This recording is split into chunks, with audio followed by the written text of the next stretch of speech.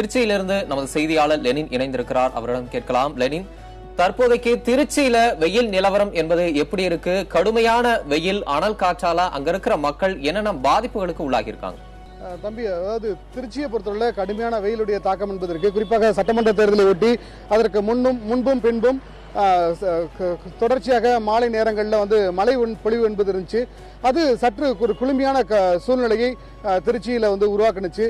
அதற்கு பிறகு கடந்த 3 நாட்களாக கடுமையான வெயிலுடைய தாக்கம் என்பது அதிகரிச்சிருக்கு. குறிப்பாக 104 டிகிரி அளவில் வெப்பம் நேற்று பதிவாயிருக்கு.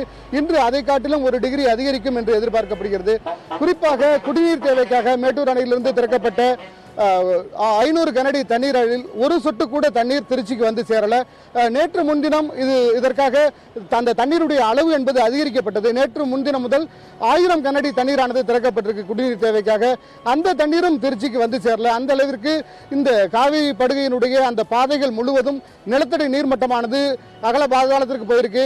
குறிப்பாக 5 அடி 6 அடி ஆழத்தில் இருந்த நிலத்தடி நீர் என்பது 100 அடி 150 அடி ஆழத்திற்கு சென்றுச்சு. எனவே வரக்கூடிய தண்ணீர் அந்த பூமி உள்வாங்கிக் கொள்வதால் அந்த தண்ணீர் என்பது திருச்சிக்கு சேரல. திருச்சியை பொறுத்துள்ள வாகன ஓட்டிகளும் நடைபாதை பயணிகளும் மிகுந்த சிரமத்துக்கு உள்ளாயிட்டு இருக்காங்க. குறிப்பாக அரியமங்கலம், திருவரம்பூர், திருச்சி ரயில்வே சந்திப்பில் இருக்கக்கூடிய ரவுண்டானா இந்த பகுதிகளில் எல்லாம் புதிய பாலங்கள் அமைக்கப்பட்டிருக்கு. அந்த பாலங்களுக்கு கீழே கடந்த 5 வருடமாக சாலை அமைக்கக்கூடிய பணிக்காக அந்த கல் மண் இதெல்லாம் கொட்டப்பட்டிருக்கு. அந்த சாலை பணிகள் என்பது நிறைவடையல. எனவே அந்த பகுதியில் செல்லக்கூடிய வாகனங்களால் புழுதி என்பது அதீதமாக வந்துகிட்டு இருக்கு. அந்த பகுதியில் யாரும் நடமாட முடியல, மூச்சு திணறல் ஏற்படுது. அங்க அருகாமையில் இருக்கக்கூடிய குடியிருப்புகள்ல சமைத்த பொருட்கள் எதையும் வைக்க முடியல. அது ஒரு சிமெண்ட் பூசிய நிலைக்கு அந்த பாத்திரங்களும் அந்த உணவுப் பொருட்களும் மாறிடுது. அதே போல குழந்தைகளை தொட்டில தூங்க வைக்க முடியல. அந்த தொட்டில் முழுவதும் சிமெண்ட் புகையாக மாறிடுது. இது போன்ற பிரச்சனைகள் அங்க சாலை பணிகள் நிறைவடையாதனால இருக்கு. இது மிகப்பெரிய பாதிப்பா இருக்கு. அது குறிப்பா அந்த வெயிலுடைய தாக்கம் அதிகரிக்க இந்த புழுதியினுடைய அளவும் அதிகரிச்சுக்கிட்டே இருக்கு.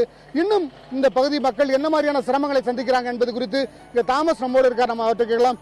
பொதுமக்கள் என்ன மாதிரியான பிரச்சனைகளை இந்த வெயிலால் சந்திக்கிறாங்க?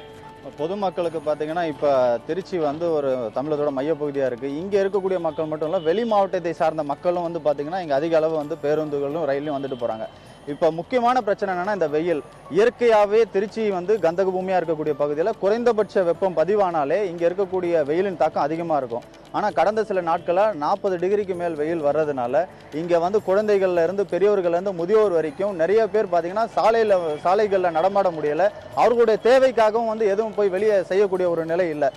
குழந்தைங்களை கூட இருசக்கர வாகனங்கள்ல அழைத்துட்டு போக முடியாத ஒரு நிலைமை இருக்கு என்கின்ற விஷயம் தான் இங்க பதிவாயிருக்கு.